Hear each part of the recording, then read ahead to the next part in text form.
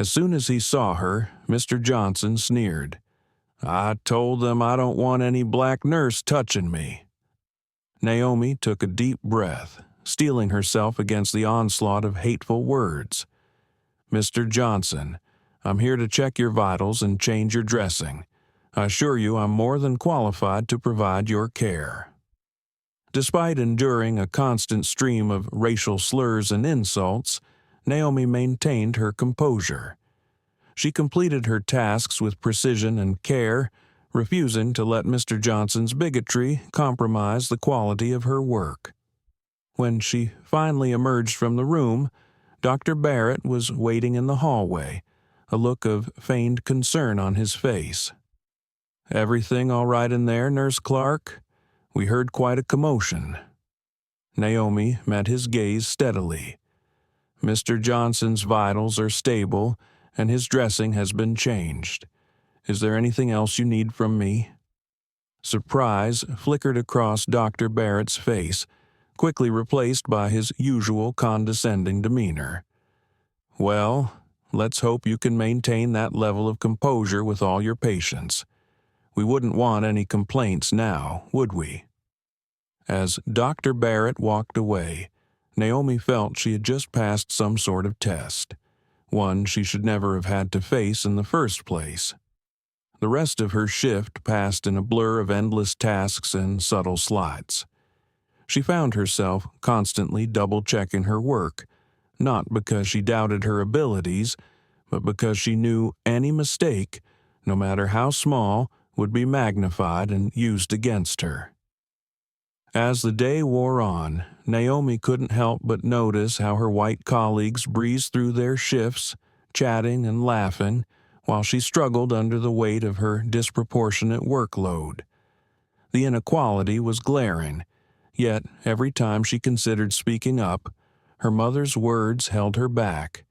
"Don't you dare let them see you falter." By the time her shift ended, Naomi was physically and emotionally drained. As she gathered her things from her locker, she overheard two nurses whispering nearby. "Can you believe they're making such a big deal about diversity hires?" one said, her voice laced with disdain. "It's not like they can keep up with the rest of us anyway." Naomi's hand froze on her locker door, her heart pounding in her chest. She wanted nothing more than to confront them, to defend herself and her abilities, but she knew that any confrontation would only reinforce their prejudices. Instead, she quietly closed her locker and walked out of the hospital, her head held high despite the weight of the day pressing down on her. As she waited at the bus stop, the same sleek black Mercedes pulled up beside her. The window rolled down, revealing Dr. Barrett behind the wheel. "Nurse Clark," he called out, his voice dripping with false concern. "Waiting for the bus again? Such a shame. Looks like that's all you can afford on a nurse's salary, isn't it?" Before Naomi could respond, Dr. Barrett sped away, leaving her standing there, humiliated and angry. The casual cruelty of his words cut deep, reminding her once again of the uphill battle she faced. Mr. Edwards listened intently as Angela shared her experiences, his expression growing more serious with each revelation. "Thank you for your honesty, Nurse Parker," he said when she finished. "Your resilience in the face of such adversity is commendable, but it's time for systemic change, not just individual perseverance." Just then, there was another knock at the door. The hospital administrator entered, looking flustered. "Mr. Edwards," she said, her voice trembling slightly, "I understand there have been some concerns about our hospital's practices. I assure you we take these matters very seriously." Mr. Edwards raised an eyebrow. "Do you? Because from what I've observed, the only thing being taken seriously here is maintaining an outdated and discriminatory status quo." The administrator paled, clearly unprepared for such direct criticism. "I'm not sure I understand. We have diversity initiatives in place." "Initiatives are not enough," Mr. Edwards cut her off. "What you need is a complete overhaul of your hospital's culture, starting at the top." Over the next few hours, he laid out his demands for change, calling for a full investigation into discriminatory practices at St. Mary's, mandatory diversity and inclusion training for all staff, and a revamp of the hospital's hiring and promotion practices. "As for Dr. Barrett," he added, his voice hardening, "I expect his behavior to be thoroughly investigated. His actions today were not just unprofessional, they were discriminatory and potentially dangerous to patient care." The administrator, realizing the gravity of the situation, nodded numbly. "Of course, Mr. Edwards. We'll begin implementing these changes immediately." As the day progressed, news of Mr. Edwards's true identity and the changes he was demanding spread throughout the hospital. The atmosphere in the halls of St. Mary's buzzed with a mix of fear, anticipation, and, for some, hope. Angela, still processing everything that had happened, found herself at the center of attention. Colleagues who had previously ignored or belittled her approached, some offering awkward apologies while others sought her insight on the upcoming changes. As her shift ended, Angela made her way to Mr. Edwards' room one last time. He was sitting up, looking tired but satisfied. "Nurse Parker," he greeted her with a warm smile, "I hope you don't mind, but I've recommended you for a position on the newly formed Diversity and Inclusion Committee. Your experiences and insights will be invaluable as we work to transform St. Mary's." A surge of emotion washed over Angela, gratitude, hope, and a renewed sense of purpose. "Thank you, Mr. Edwards," she said, her voice filled with sincerity. "Thank you, Nurse Parker," Mr. Edwards replied, shaking his head. "Your courage and professionalism in the face of adversity have been inspiring. You've reminded me why I entered healthcare in the first place, to make a difference in people's lives." As Angela left the hospital that evening, she sensed that a new chapter was beginning, not only for herself, but for St. Mary's as a whole. The path ahead would be challenging, but for the first time since starting her job, Angela felt a genuine hope for the future. Little did she know, the changes initiated that day would have far-reaching consequences, not just for St. Mary's, but for the entire healthcare industry. The story of a dedicated nurse and an unexpectedly influential patient was about to become a catalyst for unprecedented change. The following days at St. Mary's General Hospital were a whirlwind of activity and emotion. The revelation of Mr. Edwards's true identity and his demands for change sent shockwaves through the institution, cracking the once pristine facade and exposing long-standing issues. Early Monday morning, Angela arrived to find chaos. News vans were parked outside with reporters clamoring for statements from anyone willing to speak. Inside, the atmosphere was tense, with staff huddled in small groups whispering anxiously. As Angela walked to the nurses' station, she noticed Dr. Barrett being escorted to the administration offices by security. Their eyes met briefly, and Angela saw a mix of anger and fear in the doctor's gaze before he was led away. "Nurse Parker," a voice called out. Angela turned to see Sarah, a nurse who had previously been cold toward her, approaching with an awkward smile. "I just wanted to say I'm sorry for how I've treated you. I didn't realize." Angela nodded, accepting the apology but unsure how to respond. Before she could say anything, an announcement came over the hospital's PA system. "All staff members are required to attend an emergency meeting in the main auditorium in 30 minutes. Attendance is mandatory." The auditorium was packed when Angela arrived, and she found a seat near the back, acutely aware of the curious glances and whispers that followed her. At the front of the room, Mr. Edwards, dressed sharply despite his arm casts, was speaking quietly with the hospital administrator and several other officials. As the room settled, Mr. Edwards stepped up to the podium, commanding immediate attention.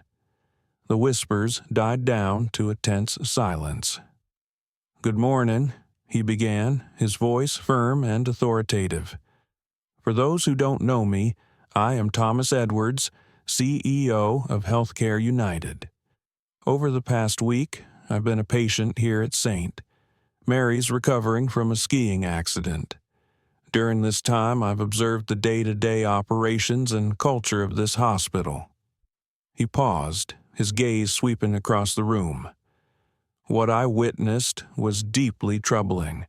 I saw a culture of discrimination, bias, and unprofessional behavior that has no place in modern healthcare."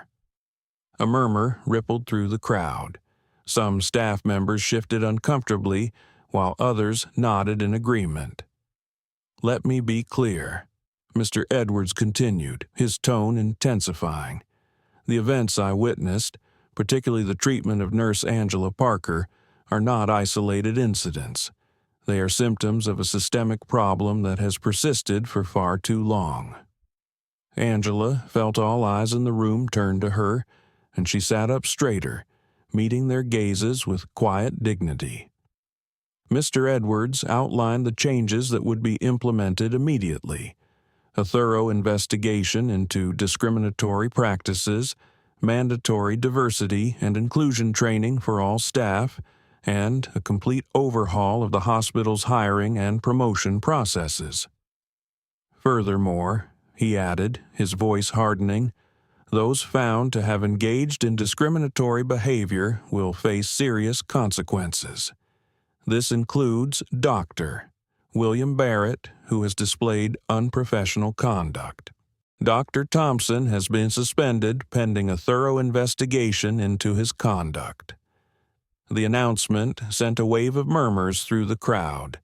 Angela noticed some of Dr. Thompson's longtime supporters looking shocked and angry, while others appeared relieved. "I know these changes may be challenging for some of you," Mr. Edwards continued, "but let me be clear. This isn't just about doing the right thing morally. It's about providing the best possible care for our patients. A diverse, inclusive, and respectful workplace leads to better outcomes for everyone." As Mr. Edwards concluded his speech, he made one final announcement that electrified the room. "Lastly, I want to introduce the person who will lead many of these changes: Nurse Angela Parker. She has agreed to take on the role of Chief Diversity Officer at St. Mary's. Her experiences and insights will be invaluable as we work to transform this institution." Angela felt a mix of shock, pride, and nervousness wash over her as applause filled the room. She hadn't expected this announcement, having only discussed joining the Diversity and Inclusion Committee with Mr. Edwards. As she made her way to the front at his invitation, she noticed a range of emotions on her colleagues' faces: surprise, respect, and, in some cases, lingering resentment. Standing at the podium, Angela took a deep breath before addressing the crowd. "Thank you, Mr. Edwards. To all of you, I want to say this. I stand before you not as an adversary, but as a colleague who believes in the potential of St. Mary's and everyone in this room. The road ahead won't be easy, but I'm committed to working with all of you to create a hospital where every staff member feels valued and every patient receives the best possible care, regardless of their background." As Angela spoke, she noticed the impact of her words. Some staff members nodded in agreement, while others appeared thoughtful. Even those who had been openly hostile to her in the past seemed to listen intently. After the meeting, Angela found herself surrounded by colleagues offering congratulations, apologies, and, in some cases, tentative olive branches. The atmosphere in the hospital had shifted dramatically. While tension and uncertainty remained, there was also a palpable sense of hope and possibility. Throughout the day, Angela collaborated with Mr. Edwards and the hospital administration to begin implementing the promised changes.